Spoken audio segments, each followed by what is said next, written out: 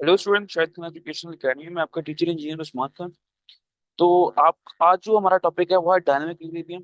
तो dynamic equilibrium पढ़ने से पहले मैं थोड़ा सा आपको याद कराता चलूं कि हमने इससे पिछले लेक्चर में दो टर्म्स पढ़ी थी। एक थी हमारे पास इरिवर्सिबल रिएक्शन और एक थी रिवर्सिबल रिएक्शन। इरिवर्सिबल रिएक्शन क्या था कि जब हम एक बार रिएक्टेंट से प्रोडक्ट में कोई चीज बना दें तो फिर प्रोडक्ट दोबारा कन्वर्ट रिएक्टेंट्स के अंदर नहीं हो सकता। ठीक है, ये था इरिवर्सिबल रिएक्शन। अगर हम बात करें रिवर्सिबल रिएक्शन की, तो उसमें ये था कि जब रिएक्टेंट्स प्रोडक्ट में बन जाते हैं लेकिन फिर उसके बाद हमारे पास एक चांस और भी होता है कि प्रोडक्ट दोबारा से रिएक्टेंट्स की फॉर्म में कन्वर्ट हो जाए। अब डायनामिक इक्विलिब्रियम समझने के लिए ना, अब एक हम थॉट एक्सपेरिमेंट को इमेजिन करते हैं। आप फर्ज करें एक हमारे पास ना एक बकेट है, बाल्टी है, उसके अंदर ना एक बाल्टी सी बनी हुई है। ठीक है, उसके अंदर ना यहाँ पर पानी आ रहा है। ठीक है, वाटर फ्लो यहाँ पर हमने स्टार्ट कर दिया। लेकिन ना यहाँ पर एक सुराख है। अब उस सुराख से जितना पानी आ रहा है ना, उतना ही पानी ना दोबारा वापस बाहर भी निकल रहा है। हम बाल्टी के अंदर पानी डाल रहे हैं और फिर वही पानी नीचे सुराख में से दोबारा बाहर निकल रहा है। यानी कि ये जो चीज हमारे पास जो है ना, जो हम इस बाल्टी के अंदर डाल रहे हैं, वो होगा हमारे पास रिएक्टेंट। ठीक है, रिएक्टेंट। और जो यहाँ से वापस निकल रहा है, तो यहाँ पर जब बाल्टी के अंदर आ रहा है उस टाइम वो बन गया प्रोडक्ट। ठीक है, लेकिन जब बाल्टी से वापस बाहर निकल रहा है तो वो दोबारा रिएक्टेंट में कन्वर्ट हो गया। तो यही प्रोसेस होता है डायनामिक इक्विलिब्रियम का, जिसको हमें यह समझाता है कि कितने अमाउंट में रिएक्टेंट्स प्रोडक्ट में कन्वर्ट हुए हैं और दोबारा वही प्रोडक्ट्स दोबारा रिएक्टेंट्स की फॉर्म में कन्वर्ट हो रहे हैं। तो यही सारा प्रोसेस है डायनामिक इक्विलिब्रियम का। हमें लगता ये है कि रिएक्शन जो है ना प्रोसीड नहीं कर रहा, रिएक्शन एक कांस्टेंट हो गया है। यानी कि रिएक्शन कुछ हो ही नहीं रहा है इसमें, क्योंकि जितने अमाउंट में रिएक्टेंट्स प्रोडक्ट में कन्वर्ट हो रहे हैं उतने ही अमाउंट में प्रोडक्ट्स दोबारा रिएक्टेंट्स में कन्वर्ट हो रहे हैं। तो हमें लगेगा यार रिएक्शन में तो कुछ चेंज आ ही नहीं रहा है। ठीक है, लेकिन ये रिएक्शन मुस्तकिल हो रहा होता है। तो ये डायनामिक इक्विलिब्रियम है। अब हम थोड़ा सा इसको रीड भी करते हैं यहाँ पर और फिर मजीद बात भी समझते हैं यहाँ से। तो डायनामिक इक्विलिब्रियम अटेन करने के लिए ना हमें एक चीज चाहिए, वो हमारे पास होना चाहिए जरूर। कौन सा रिएक्शन, रिवर्सिबल या इरिवर्सिबल? 2 सेकंड के लिए इसका जवाब आप सोचें, फिर मैं बताता हूँ। ओके, अगर आपने जवाब सोच लिया तो अच्छी बात है। लेकिन अगर मैं बताता हूँ आपको तो फिर इसका जवाब जो होगा ना वो होगा हमारे पास रिवर्सिबल रिएक्शन होना चाहिए। ऐसा रिएक्शन जो कि रिवर्स फॉर्म में भी चलता हो। यानी कि लेफ्ट टू राइट, रिएक्टेंट से प्रोडक्ट और फिर राइट से दोबारा लेफ्ट, प्रोडक्ट से दोबारा रिएक्टेंट्स। तो if a reversible reaction is started by mixing the reactants, एक रिवर्सिबल रिएक्शन स्टार्ट किया है जिसमें जो कि रिएक्टेंट के मिक्स होने से स्टार्ट हुआ है। The reaction moves in the forward direction only. तो जो रिएक्शन है ना वो फॉरवर्ड डायरेक्शन की तरफ मूव करेगा। ठीक है, after some time when enough concentration of the products are build up. अब कुछ देर बाद ना इस तरह होगा कि प्रोडक्ट्स कुछ अमाउंट में बनना शुरू हो जाएंगे। बनना शुरू हो जाएंगी, बनते बनते एक सर्टेन पॉइंट तक पहुंचेंगी जहां पर इनफ प्रोडक्ट बन चुका होगा, जिसकी कंसंट्रेशन बहुत ज्यादा है। यानी कि जो प्रोडक्ट्स की क्वांटिटी है ना वो ज्यादा हो गई है। Okay, they react to give back the reactants in the reverse direction. अब फिर जब प्रोडक्ट्स एक सर्टेन अमाउंट तक बन जाएगी तो उसके बाद वो प्रोडक्ट दोबारा अपने आप को कन्वर्ट करना शुरू कर देगी रिएक्टेंट्स की फॉर्म में। इस पैराग्राफ में हमने ये पढ़ा है कि जब हम रिएक्शन को किसी को स्टार्ट करते हैं, और रिएक्शन होना कौन सा चाहिए, रिवर्सिबल रिएक्शन। जब रिएक्टेंट्स मिलते हैं वो प्रोडक्ट्स बनाते हैं, आफ्टर सम टाइम होता ये है कि प्रोडक्ट्स कुछ अच्छे अमाउंट में हाईली कंसंट्रेटेड प्रोडक्ट्स बन जाते हैं। ठीक है, इतने अमाउंट में बन जाते हैं कि वो दोबारा से ना वो प्रोडक्ट्स अपने आप को कन्वर्ट करना शुरू कर दें in the form of reactants. The reaction will keep on going in both the directions. अब रिएक्शन ना लेफ्ट टू राइट मूव कर रहा है और राइट टू लेफ्ट दोबारा मूव कर रहा है। यानी कि रिएक्टेंट से प्रोडक्ट बना रहा है और फिर प्रोडक्ट से दोबारा रिएक्टेंट भी बना रहा है। तो इस तरह का रिएक्शन को कहते हैं the reaction will keep on going in both direction. तो ये लेफ्ट से राइट है, यानी कि फॉरवर्ड है, लेफ्ट से राइट, फॉरवर्ड, और फिर राइट से दोबारा लेफ्ट, तो इसको हम कह देंगे रिवर्स। जब रिएक्शन बोथ डायरेक्शन में मूव करता है, रिएक्टेंट से प्रोडक्ट और प्रोडक्ट से दोबारा रिएक्शन, तो हम कहते हैं कि ये जो रिएक्शन है ना, ये एक ऐसी कंडीशन पे पहुंच चुका है कि ये केमिकल इक्विलिब्रियम अटेन करेगा। अच्छा, केमिकल इक्विलिब्रियम को हम मजीद आगे यहाँ पर टर्म आ रही है उसको भी इंट्रोड्यूस करते हैं और रिलेट करेंगे डायनामिक इक्विलिब्रियम से। लेकिन यहाँ पर थोड़ी सी बात पढ़ लेते हैं इन्होंने क्या लिखी है। The reaction will keep on going in both direction until the rate of forward reaction become equal to the rate of backward reaction. ये उस वक्त तक रिएक्शन होता रहेगा कि जब तक रेट ऑफ फॉरवर्ड रिएक्शन बराबर हो जाए रेट ऑफ रिवर्स रिएक्शन के। अब इस बात का मतलब क्या है? इस बात का मतलब ये है कि जब रेट ऑफ रिएक्शन का मतलब होता है ना, इसका मतलब ये है कि जितने अमाउंट में रिएक्टेंट्स कन्वर्ट कर रहे हैं प्रोडक्ट्स में, उतने ही अमाउंट में प्रोडक्ट्स अब कन्वर्ट हो जाएं रिएक्टेंट्स की फॉर्म में। ठीक है। जिस तरह मैंने आपको एग्जांपल दी थी स्टार्ट में, अगर जितने अमाउंट में पानी हम डाल रहे हैं बाल्टी के अंदर, उसको हम कंसीडर करेंगे ये रिएक्टेंट्स हैं। पानी बाल्टी तक पहुंचा तो वो प्रोडक्ट बना, और फिर जब बाल्टी से दोबारा किसी होल के थ्रू उतना ही पानी, जितना पानी हमने डाला था रिएक्टेंट्स की फॉर्म में, उतना ही पानी वापस अगर बाल्टी से निकल जाएगा, तो इसका मतलब है कि ये दोबारा प्रोडक्ट कन्वर्ट हो रही है रिएक्टेंट्स की फॉर्म में। तो मतलब बाल्टी के अंदर कोई पानी स्टे नहीं कर रहा, बल्कि बाल्टी में आ रहा है और बाल्टी से वापस बाहर निकल रहा है। तो ये कहते हैं हम rate of forward and rate of reverse reaction, ये दोनों इक्वल हो गए। In other words the number of reactants molecules will which will disappear as a result of forward reaction becomes equal to the number of reactant molecules which will form a result as the reverse reaction। तो वही बातें सारी जो अभी मैंने करके आया हूँ हमसे, कि जितने अमाउंट में रिएक्टेंट्स कन्वर्ट हो रहे हैं प्रोडक्ट्स में, उतने ही अमाउंट में प्रोडक्ट कन्वर्ट हो जाए रिएक्टेंट में। ठीक है। The same will be true for the product molecules at this stage the reaction is said to be in state of chemical equilibrium. तो ये कंडीशन है कि जब रेट ऑफ फॉरवर्ड रिएक्शन बराबर हो जाए रेट ऑफ रिवर्स रिएक्शन के, तो ये कंडीशन हो जाएगी केमिकल इक्विलिब्रियम की। रेट ऑफ फॉरवर्ड रिएक्शन बराबर हो जाए रेट ऑफ रिवर्स रिएक्शन की, तो इसको कहेंगे कंडीशन को हम chemical equilibrium. It appears as if nothing is going on. अब हमें ये लगेगा कि कुछ हो ही नहीं रहा है, जितने रिएक्टेंट्स आ रहे हैं प्रोडक्ट्स में बन रहे हैं, उतने ही प्रोडक्ट्स जो है ना दोबारा रिएक्टेंट्स में बन रहे हैं। तो कुछ नई चीज क्या बनी है इसमें, ठीक है, हमें इस तरह ही शो होगा कि कुछ बन ही नहीं रहा नया। तो यही बात देखिए, it appears as if nothing is going on in the reaction vessels, कि जहां पर रिएक्शन हो रहा है, as the concentration of both reactants and products molecule do not undergo any change at this stage. तो ये वो स्टेज है जहां पर ना रिएक्टेंट्स कुछ खातिर खा हमें कोई रिजल्ट शो कर रहे हैं, ना ही प्रोडक्ट्स हमें कोई खातिर का रिजल्ट शो कर रहे हैं। जो रिएक्टेंट्स प्रोडक्ट्स बनने थे, अब वही जैसे प्रोडक्ट बने हैं वो तो प्रोडक्ट उतनी ही अमाउंट में वापस रिएक्टेंट्स बन रहे हैं। ठीक है। जिस तरह प्रोडक्ट्स बन रहे हैं left to right direction move कर रहा है, उस तरह राइट टू लेफ्ट डायरेक्शन दोबारा मूव करना शुरू। अच्छा, अब ना आगे बढ़ते हैं। Since the reaction did not ceases at the state of equilibrium rather it keeps on going in both direction, this called dynamic equilibrium. अब ये इसका मतलब ये है कि जो है ना, अब एक सर्टेन कंडीशन यही आती है कि जब रिएक्टेंट्स प्रोडक्ट में कन्वर्ट हो रहे हैं और प्रोडक्ट्स दोबारा रिएक्टेंट्स में कन्वर्ट हो रहे हैं, ये आपस में इनकी ना टसल चली हुई है। ठीक है। कि रिएक्टेंट्स प्रोडक्ट्स बनाएंगे, प्रोडक्ट्स दोबारा रिएक्टेंट्स बना देंगे। तो इस पॉइंट पर ना, इस पॉइंट पर इक्विलिब्रियम अटेन हो गया।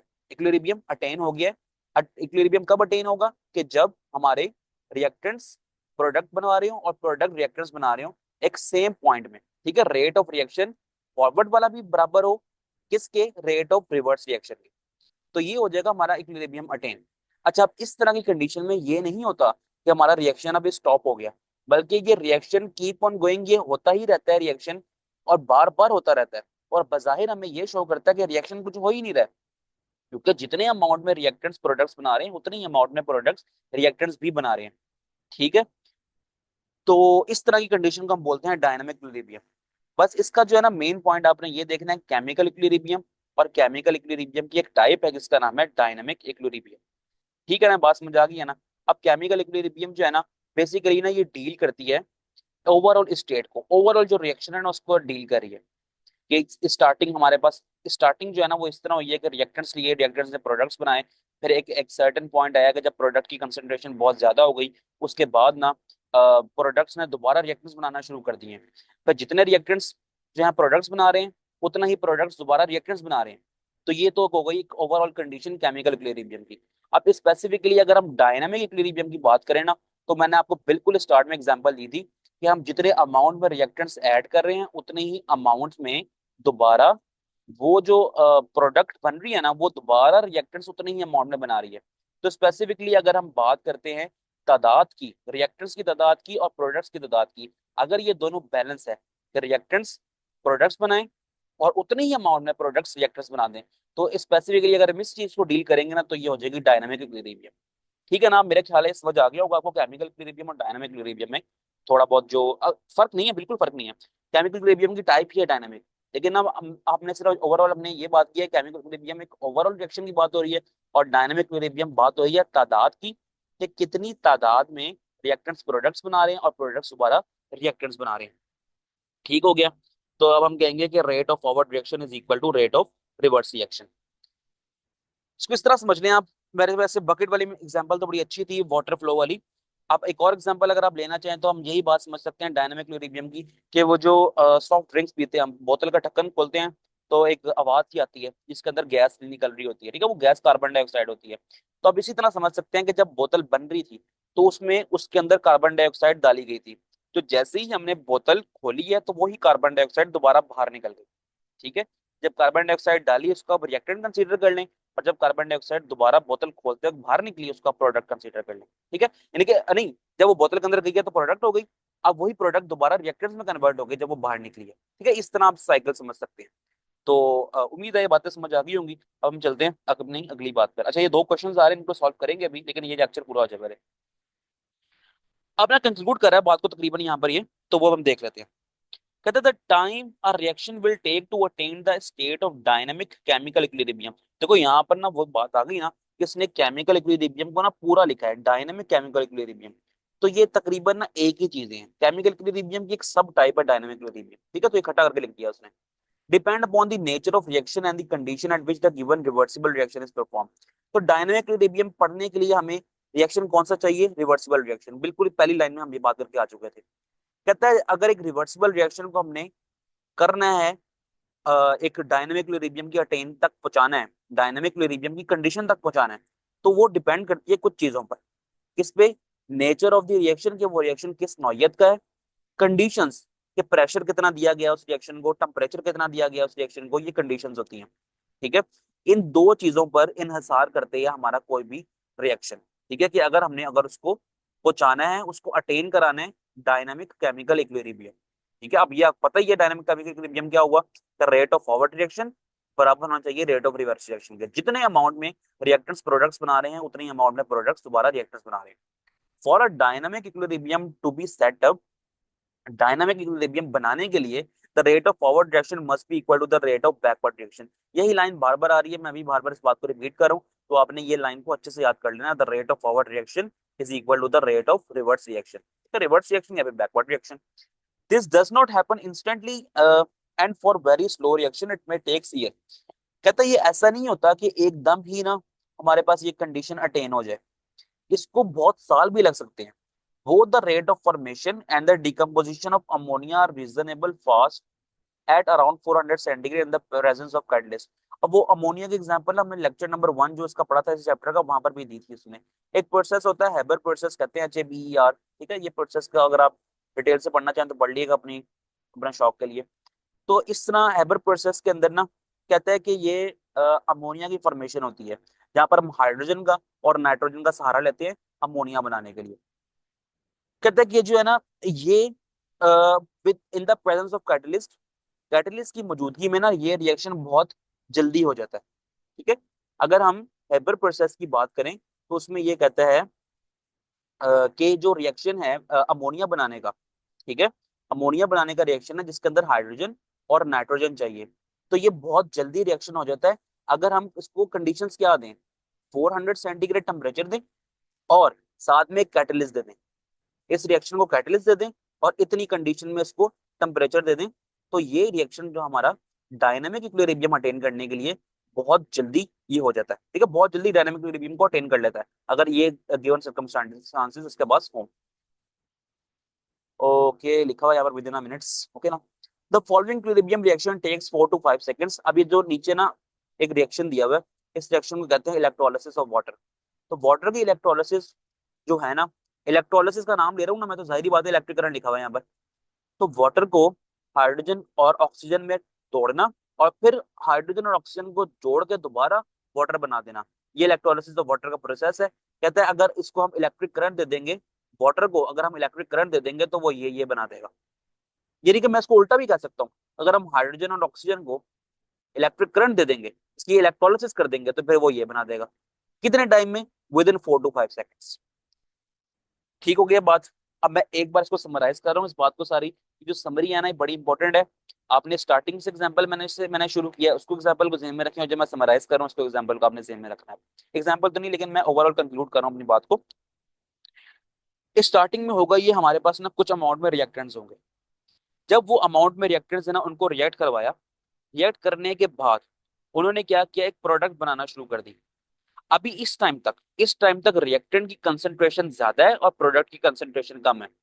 अच्छा, फिर थोड़ा वक्त गुजरा, और उस वक्त गुजरने के साथ साथ एक नई चीज हुई। वो ये हुई कि हमारे पास कंसंट्रेशन प्रोडक्ट की एक खातिर खा अमाउंट में ऑब्टेन हो गई है। ठीक है, यानी कि रिएक्टेंट्स की निस्बत जो प्रोडक्ट की कंसेंट्रेशन है ना वो अब ज्यादा होना शुरू हो गई है। जैसे ही वो ज्यादा होना शुरू होगी तो प्रोडक्ट्स फौरन अपने आप को कन्वर्ट करना शुरू कर देंगे रिएक्टेंट्स के अंदर। अच्छा, जब रिएक्टर्स ने ये देखा कि प्रोडक्ट ने दोबारा हमें अपने आप को दोबारा रिएक्टर्स की फॉर्म में कन्वर्ट करना शुरू कर दिया, फिर रिएक्टर्स ने भी यही काम किया कि उन्होंने दोबारा अपने आप को कन्वर्ट किया in the form of products. Products फिर दोबारा रिएक्टर्स बनेंगे, रिएक्टर्स फिर प्रोडक्ट बन रहे होंगे। इसी तरह हमारे पास एक ओवरऑल रिएक्शन के अंदर amount of reactants and amount of products ये बराबर होंगे, और ये इसी तरह साइकिल चलाते रहेंगे, left to right, right to left, left to right, right to left. ठीक है, इसी तरह इनका साइकिल चलता रहेगा। तो ये हमारे पास, अच्छा एक चीज और भी याद रखनी है इसमें कि जब रिएक्शन स्टार्ट होता है ना, फॉरवर्ड रिएक्शन अगर स्टार्ट होता है, यानी कि अगर आप इसको देखें थोड़ा सा, अगर यहाँ रिएक्शन बनाओ कोई, यहाँ पर देख लेते हैं, चलिए ये आ जाए इस रिएक्शन पे। जब रिएक्शन स्टार्ट होता है ना तो फिर जो रिएक्टेंट्स है ना, रिएक्टेंट्स प्रोडक्ट की फॉर्म में कन्वर्ट हो रहे होते हैं स्टेप वन है बिल्कुल स्टार्ट में। तो हमारा रिएक्शन की जो स्पीड है ना, रेट ऑफ रिएक्शन अगर हम बात करें, स्पीड कहते हैं रेट ऑफ रिएक्शन को, तो हमारी रिएक्शन की स्पीड है ना वो बहुत ज्यादा होती है। आहिस्ता आहिस्ता आहिस्ता आहिस्ता स्पीड ना कम होना शुरू हो जाती है। जब स्पीड कम होना शुरू होगी इसका मतलब है कि प्रोडक्ट की कंसेंट्रेशन ना बहुत ज्यादा होगी। तो अब ठीक है, ये बातें सारी समझ आ गई हैं। अब भी कुछ समझ नहीं आया तो कमेंट सेक्शन में बता देना मुझे। तो अब इस लेक्चर को मैं जरा खत्म कर रहा हूँ और फिर हम सॉल्व करते हैं साथ साथ इन दो क्वेश्चंस को भी। तो चलते हैं इन क्वेश्चंस की तरफ। अच्छा बच्चों, क्वेश्चन जो है ना वो हमसे ये कहता है कि elaborate an example of dynamic equilibrium which exist in between the three physical states of water. अपना बात ये है कि क्वेश्चन को समझते हैं पहले, फिर इसका आंसर लिखेंगे। क्वेश्चन जरा ट्रिकी सा है लेकिन परेशान होने की बिल्कुल भी बात नहीं है। तो हम कोशिश करेंगे कि आसान सा आंसर बनाएंगे। तो कुछ नई टर्म्स भी पढ़ेंगे आप यहाँ पर इस क्वेश्चन में, ये पढ़ लेंगे, बड़ी अच्छी बात है। तो अभी तक हम बुक में कहीं पर भी ये जो आज जो टर्म्स इंट्रोड्यूस करेंगे ना उनको हमने पहले कभी नहीं पढ़ा होगा, तो वो पढ़ना जरूरी है। वो पढ़ लेंगे तो फिर आगे आने वाले वक्तों में आप फिर मुझे दुआएं देंगे कि आपने बड़ा अच्छा काम किया, मैं ये पढ़ा के। बहरहाल अब मैं ना आपको बताता हूँ, क्वेश्चन में हमसे कहने का चाह रहा है ये कि एक ऐसी एग्जांपल बताएं डायनामिक इक्विलिब्रियम की। तो डायनामिक इक्विलिब्रियम अभी हम पढ़ के आ चुके हैं, क्या होता है। कहता है कि इस दुनिया में वाटर के केस में अगर हम बात करें तो वाटर की ना तीन फिजिकल स्टेट्स हैं। पहले तो आपको बताना चाहिए वाटर की तीन फिजिकल स्टेट्स हैं। ये बात हमें बचपन से शायद पता होगी कि पानी जब सॉलिड फॉर्म में होता है तो वो आइस बनता है, लिक्विड में होता है तो फिर वो वाटर होता है, और जब वो उसको हम बॉईल करके वेपर्स की फॉर्म में भी कन्वर्ट कर लें 100 सेल्सियस टेम्परेचर पे, ठीक है, तो वो वेपर्स की फॉर्म में भी, गैशियस फॉर्म में भी अपने आप को कन्वर्ट कर लेता है। तो ये तीन फिजिकल स्टेट्स हो गई वाटर की। कहता है कि हम एक ऐसी एग्जांपल समझाएं कि जहां पर हम ये कहें कि पानी ना तीनों फिजिकल स्टेट्स में ना एट अ टाइम एग्जिस्ट कर रहा है, और वो टाइम है भी डायनामिक इक्विलिब्रियम का। यानी कि आप इसको इस तरह समझें कि अगर पानी जो है ना वो सॉलिड फॉर्म में है, तो वो सॉलिड फॉर्म से अपने आप को कन्वर्ट कर रहा है लिक्विड फॉर्म में, और फिर लिक्विड फॉर्म से अपने आप को कन्वर्ट कर रहा है, जितनी अमाउंट में वो सॉलिड से लिक्विड अपने आप को कन्वर्ट कर रहा है ना, उतनी अमाउंट से वो लिक्विड से सॉलिड दोबारा अपने आप को कन्वर्ट करेगा। या फिर हम अगर इसको इस तरह भी समझ सकते हैं कि पानी जो है वो लिक्विड फॉर्म में, अगर वो लिक्विड फॉर्म में है तो अपने आप को कन्वर्ट करेगा in the form of gaseous form, और फिर गैशियस फॉर्म से वो दोबारा अपने आप को कन्वर्ट कर ले in the form of liquid form. तो ये होता है डायनामिक इक्विलिब्रियम, कि जितना रिएक्टेंट से प्रोडक्ट बन रहा है उतने प्रोडक्ट से दोबारा रिएक्टेंट्स बन जाए। ठीक है, डायनामिक इक्विलिब्रियम पढ़ के आ चुके हैं ना। तो हम एक ऐसी कंडीशन डिस्कस करने लगे हैं यहाँ पर कि जो पानी ना तीनों फिजिकल स्टेट्स में एट अ टाइम एग्जिस्ट करेगा। ठीक है, और वो एग्जिस्ट करेगा भी in the form of dynamic equilibrium. आगे ना बात समझ। तो डायनामिक इक्विलिब्रियम को पहले ही बता चुका हूँ आपको, हमें ना लगता ये है कि रिएक्शन हो ही नहीं रहा। ठीक है, रिएक्शन हो ही नहीं रहा क्योंकि जितने अमाउंट में रिएक्टेंट प्रोडक्ट बना रही है उतनी ही प्रोडक्ट दोबारा रिएक्टेंट्स बना रही है। तो हमें तो ऐसा लगेगा ना कि कुछ हासिल असूल हमें हो ही नहीं रहा, लेकिन रिएक्शन हो रहा होता है। तो यही तो डायनामिक इक्विलिब्रियम की खास बात है। बहरहाल अब हम इसका आंसर लिखना शुरू करते हैं। जरा आंसर ट्रिकी सा होगा और थोड़ा सा ना नई नई चीजें सीखने को मिलेंगी आपको, लेकिन आपने परेशान नहीं होना। मैं कोशिश करूंगा कि आपको बेहतरीन तरीके से समझा सकूं। बहरहाल अब हम स्टार्ट करते हैं। हम कहते हैं कि पहले इसकी ना एक हेडिंग सी बना लेते हैं। ठीक है, मैं कोई मार्कर पकड़ लूँ, हाँ ठीक है, हेडिंग बना लेते हैं। स्टार्टिंग करते वक्त इसको हम कहेंगे dynamic equilibrium in the three physical state of water. इतना लिखें, ठीक है, फिर यहाँ दो डॉट्स बना दें और फिर अगली लाइन से ना अपनी बात करना शुरू कर दें। एक ऐसी कंडीशन है डायनामिक इक्विलिब्रियम अपने तीनों फिजिकल स्टेट्स भी हों वाटर की और वो हो भी डायनामिक इक्विलिब्रियम में। तो तीनों फिजिकल स्टेट्स आपस में को एग्जिस्ट, इकट्ठी उसी वक्त रह जाएंगी कि जब हमारे पास कंडीशन क्या हो, हमारे पास कंडीशन हो ट्रिपल पॉइंट की। ठीक है, अब मैं यहां पर लिखना शुरू करता हूं, at at triple point, at triple point. अब ट्रिपल पॉइंट की कंडीशन क्या होती है, टेम्परेचर और प्रेशर क्या होता है, वो ये होता है 0.01 सेल्सियस टेम्परेचर होना चाहिए इसका। ठीक है, सेल्सियस टेम्परेचर। ये पेन ना मुझे भी अच्छा लग नहीं रहा है, तो मैं ना एक काम करता हूँ, पेन जरा चेंज करता हूँ, फिर उससे लिखने की कोशिश करता हूँ। ये जरा डार्क हो गया। अच्छा ये पकड़ते हैं, ये बेहतर है शायद, इसको भी देख लेते हैं। चलो ये बेहतर लग रहा है। यहाँ लिखते हैं हम at triple point, triple point का टेम्परेचर क्या है, 0.01 सेल्सियस टेम्परेचर है। ठीक है, और इसका प्रेशर क्या होगा, एंड 0.006 एटीएम प्रेशर। ठीक है, एटीएम प्रेशर। तो एटीएम जो है ना वो प्रेशर का यूनिट है और सेल्सियस टेम्परेचर का यूनिट है, तो यहां तक तो कोई मसले की बात नहीं होनी चाहिए।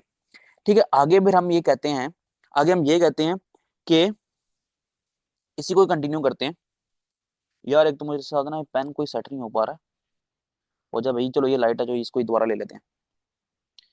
अच्छा, जब सॉलिड आइस, आइस की फॉर्म में है ना, वाटर जब आइस की फॉर्म में तो वो सॉलिड है, सॉलिड आइस और लिक्विड वाटर,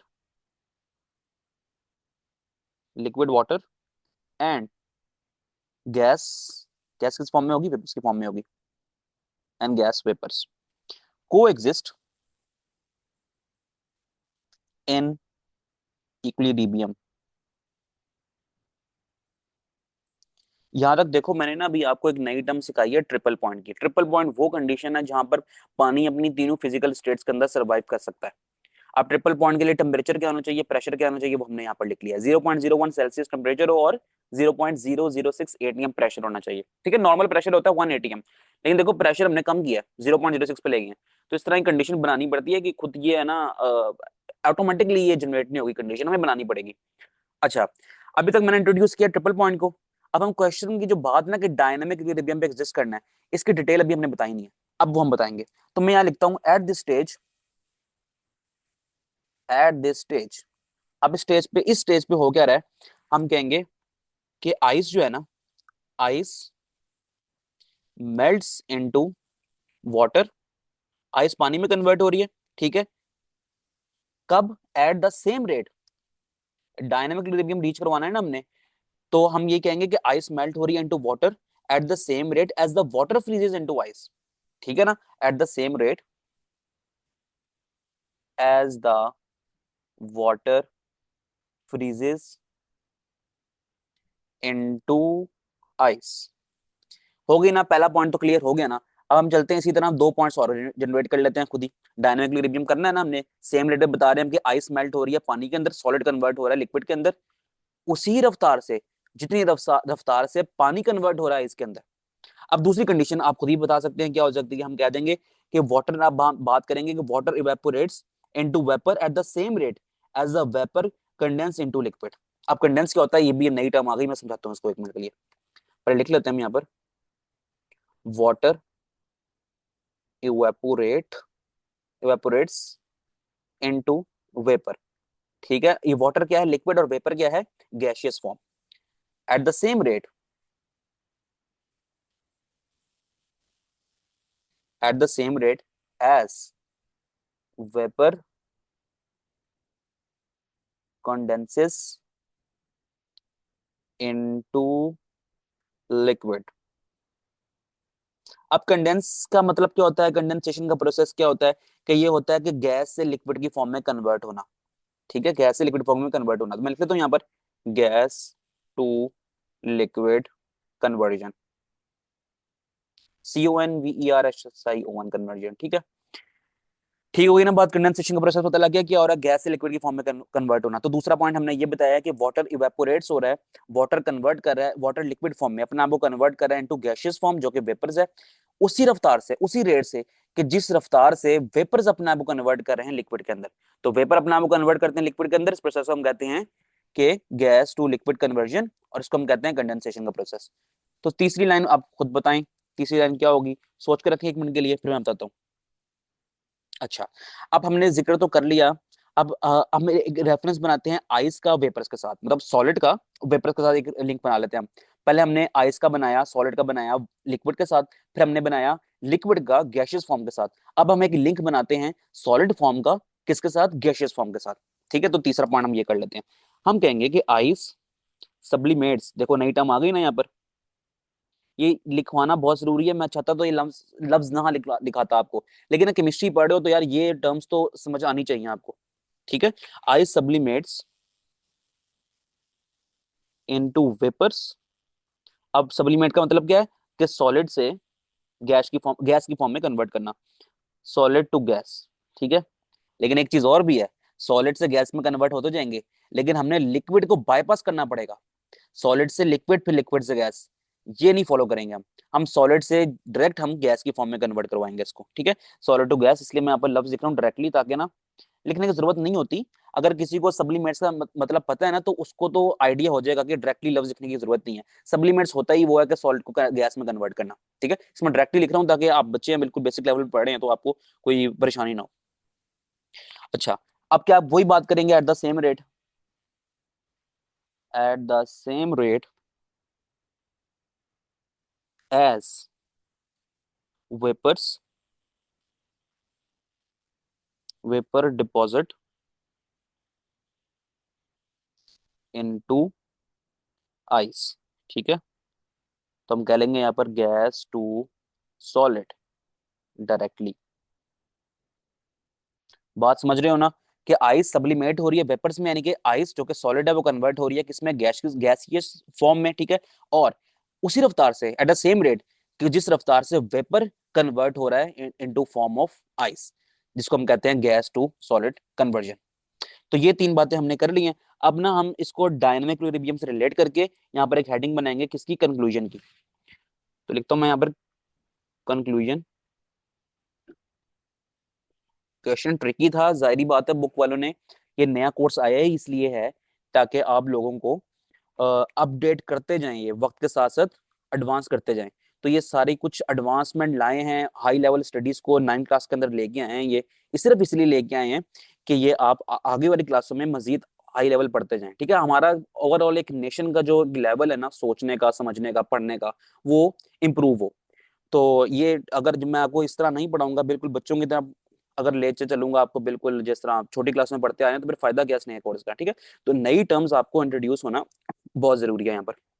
अब कंक्लूड करता हूँ इस बात को मैं अपनी, सिंस, नहीं ये पेन ठीक है। अच्छा तुम आ जाओ भाई। अच्छा, सिंस ऑल दीज प्रोसेसेस अगर साइमल्टेनियसली एट अ टाइम, यानी कि तीनों प्रोसेस एट अ टाइम हो रहे हैं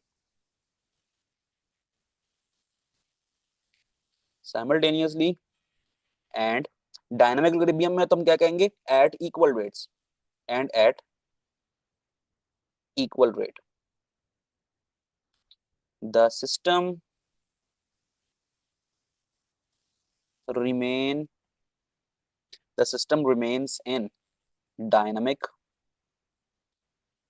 equilibrium। ठीक है, इसका मतलब क्या है, मीनिंग the total amount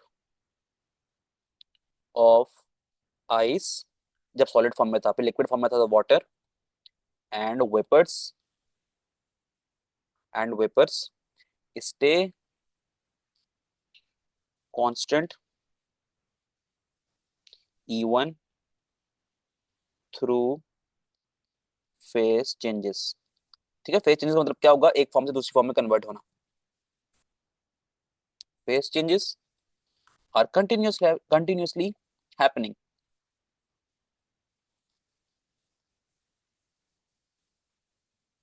चलो जी, अब मैंने अपनी बातों का कंक्लूड कर दिया है, तो इसका जवाब आपने साथ साथ लिखते गए होंगे तो अच्छी बात है, लेकिन एक बार आप फिर से देख लें, इसका स्क्रीनशॉट ले लें, या फिर आपने नोट करना है तो वीडियो को पॉज करके नोट कर लें। यहाँ पर हमने इस बात को खत्म किया।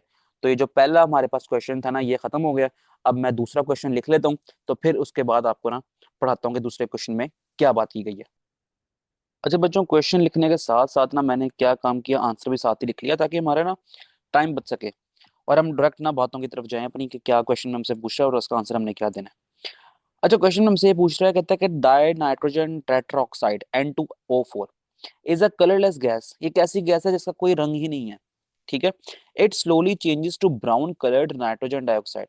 अब वो आहिस्ता आहिस्ता ना अपने आप को कन्वर्ट कर रही है किस फॉर्म में, NO2 की फॉर्म में, जो कि नाइट्रोजन डाइऑक्साइड एक गैस है उसकी फॉर्म में अपने आप को कन्वर्ट कर रही है, ठीक है। किस टेम्परेचर पे, 100 सेल्सियस टेम्परेचर के ऊपर। यानी कि आप समझें कि कलरलेस गैस है जिसका नाम है डाइनाइट्रोजन टेट्राऑक्साइड, दिस वन, ठीक है। ये जब 100 सेल्सियस टेम्परेचर पे हीट अप हो रही है ना तो अपने आप को कन्वर्ट कर रही है NO2 गैस की फॉर्म में, जिसका कलर अब है ब्राउन। पहले वो कलरलेस थी, जब कन्वर्ट हुई है तो वो हो गई है ब्राउन में कन्वर्ट हो गई है। अब अगली बात क्या है, कहता है predict how the colour of the mixture will change if N2O4 is kept in a sealed flask at 100 Celsius temperature. कहते हैं कि एक फ्लास्क ली है हमने, ठीक है, एक हमने फ्लास्क ली है जो कि सील्ड है, पैक्ड है बिल्कुल, ठीक है। और इसको हम टेम्परेचर अप्लाई किया हमने 100 सेल्सियस टेम्परेचर। और इसके अंदर क्या हो रहा है, इसके अंदर ये हो रहा है कि N2O4 गैस जो है ना वो कन्वर्ट हो रही है NO2 की फॉर्म में। अब कहता है आप हमें ये बताओ कि क्या होगा एक सील्ड फ्लास्क के अंदर जब डायनामिक इक्विलिब्रियम स्टेब्लिश हो जाएगा, ठीक है। तो उस टाइम ये होगा कि सील्ड फ्लास्क के अंदर ना जब रिएक्टेंट्स दिस वन इस फॉर्म में कन्वर्ट हो रहा होगा, लेकिन जब डायनामिक इक्विलिब्रियम स्टैब्लिश हो जाएगा तो उसके बाद ये इसमें भी कन्वर्ट, ये इसमें कन्वर्ट हो रहा होगा, फिर ये दोबारा इसमें कन्वर्ट हो रहा होगा। जितने रिएक्टेंट से प्रोडक्ट बनेंगे उतने प्रोडक्ट से रिएक्टेंट बन जाएंगे, ऐसे ही हो रहा होगा ना। तो कहता है अब हमें ये बताओ कि कलर इसका किस तरह का हमें शो करेगा। ब्राउन कलर तो होगा, इतना तो हमें नजर आ रहा है, लेकिन ब्राउन कलर की इंटेंसिटी क्या होगी, आ रही है बात समझ। ब्राउन कलर किस हिसाब से अपने आप को चेंज करेगा at the very beginning of the reaction, और फिर जब प्रोडक्ट बन जाएगी उस टाइम, और फिर उस टाइम पर जब डायनामिक इक्विलिब्रियम स्टैब्लिश हो जाएगा कि concentration of this one and concentration of this one जो बराबर हो जाएंगी ना, फिर डायनामिक इक्विलिब्रियम स्टैब्लिश हो जाएगा। और फिर जब ये इसमें कन्वर्ट करेगा और ये फिर इसमें कन्वर्ट कर जाएगा इसको, ठीक है। इस दौरान कलर पे क्या इफेक्ट आएगा, तो हमें सील फ्लास्क है ना उसमें कलर क्या शो हो रहा होगा इन गैसेस का, यही बात हम समझाएंगे इनको। आंसर देखो यार यहाँ पर, कहता है कि it at 100 Celsius N2O4 decompose हो रहा है, अपने आप को कन्वर्ट कर रहा है किस फॉर्म में, NO2 की फॉर्म में, विच इज ब्राउन, जो कि ब्राउन है, ठीक है बिल्कुल। एज इक्विलिब्रियम स्टैब्लिश, लेकिन जब इक्विलिब्रियम स्टैब्लिश हो जाएगा the rate of forward reaction बराबर हो जाएगा रेट ऑफ रिवर्स रिएक्शन के। फिर क्या होगा, the concentration of NO2 increases. तो NO2 की जो कंसंट्रेशन है ना वो इंक्रीज हो जाएगी, ठीक है। यानी कि प्रोडक्ट की जो कंसंट्रेशन है ना पहले रिएक्टेंट की निस्बत कम थी, अब ज्यादा होना शुरू हो गई है, causing the gas mixture to turn brown, जिसकी बिना पर ना ये हमारे पास कलरलेस गैस अब कन्वर्ट हो गई है ब्राउन के अंदर, okay. However since it is dynamic equilibrium, लेकिन हमें फिर वो बात याद आ गई कि हम पढ़ रहे हैं डायनामिक इक्विलिब्रियम। अब उस केस में क्या होगा, बोथ गैसेस रिमेन प्रेजेंट, बिल्कुल डायनामिक इक्विलिब्रियम में यही तो होता है कि रिएक्टेंट्स और प्रोडक्ट दोनों ही अवेलेबल होते हैं, ठीक है। The final shade of brown depend upon how much NO2 is form. तो जो आखिरी शेड होगा ना, हमने ये बताना था कि ब्राउन शेड पे क्या इंपैक्ट आएगा, तो ब्राउन शेड तो बन जाएगा, लेकिन उसका जो शेड है ना, क्या उसकी इंटेंसिटी कम है या फिर उसकी इंटेंसिटी ज्यादा है, कि किस तरह का शेड उसका बन रहा है, तो वो डिपेंड करेगा कि how much NO2 is form, कितनी अमाउंट में NO2 बनी है बिफोर इक्विलिब्रियम इज रीच्ड। देखो जब ना ये रिएक्टेंट्स थे ना, ये रिएक्टेंट जब ये प्रोडक्ट बन रहा था ना, तो ये आहिस्ता आहिस्ता आहिस्ता प्रोडक्ट की तरफ जा रहा है, आहिस्ता आहिस्ता प्रोडक्ट की तरफ जा रहा है। लेकिन जैसे ही केमिकल इक्विलिब्रियम रीच हो गया, क्या मतलब कि जितनी कंसंट्रेशन रिएक्टेंट की है उतनी कंसंट्रेशन प्रोडक्ट की हो गई। जब ये कंडीशन आ गई ना, तो उस पॉइंट पर हम देखेंगे कि हमारे पास ब्राउन का शेड किस तरह का आया। अब जो ब्राउन का शेड केमिकल इक्विलिब्रियम के पॉइंट पर आ गया, वही शेड अब हमारा थ्रू आउट चलता ही जाएगा, चलता ही जाएगा, चलता ही जाएगा, क्योंकि हमने डायनामिक इक्विलिब्रियम को रीच कर लिया। अब हमारे पास ब्राउन शेड पर कोई इंपैक्ट नहीं आएगा, जो ब्राउन शेड आ गया था केमिकल इक्विलिब्रियम के टाइम पर वही ब्राउन शेड अब आगे चलता जाएगा, ठीक है। तो ये क्वेश्चन था और यही इसका आंसर था। अब उम्मीद करता हूँ कि आपको ये लेक्चर और साथ में इसके दो क्वेश्चन समझ आ गए। टॉपिक जो है ना वो थोड़ा सा कॉम्प्लेक्स है, मैं मानता हूँ इस चीज को, मुझे भी मुश्किल लगता था जब मैं पढ़ता था ये, लेकिन ये अब मैंने समझाने की बहुत भरपूर कोशिश की है आपको। तो अब आप कोशिश कीजिएगा, लेक्चर को समझ नहीं आ रहा तो 2 से 3 बार देख लें। अगर फिर भी समझ नहीं आ रहा तो कमेंट सेक्शन में बताना मुझे, तो फिर मैं कोशिश करूंगा आपको मजीद समझाने की। तो मिलते हैं नेक्स्ट वीडियो में, अपना ख्याल रखें, अल्लाह हाफिज।